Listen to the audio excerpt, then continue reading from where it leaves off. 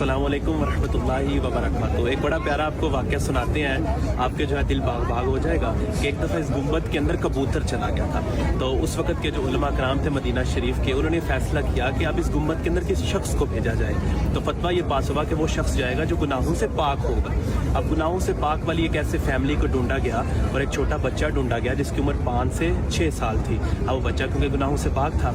अब उलमा कराम ने जब उस बच्चे को इस गुंबद के अंदर भेजा और वो जब कबूतर लेकर बाहर आया तो वो पसीनो पसीन हो गया था। तो उलमा कराम ने पूछा, जनाब आपको हुआ क्या है? तो उसने ये कलमात दोहराए, वल्लाहि रसूलुल्लाह हय्युन, वल्लाहि रसूलुल्लाह हय्युन, वल्लाहि रसूलुल्लाह हय्युन 3 दफ़ा कि मैंने रसूल पाक सल्लल्लाहु अलैहि वसल्लम को रोज़ा शरीफ में जिंदा देखा है। तो इसी वजह से आला हज़रत ने फरमाया था ना, तू जिंदा है वल्लाह, तू जिंदा है वल्लाह, मेरे चश्मे आलम से छुप जाने वाले।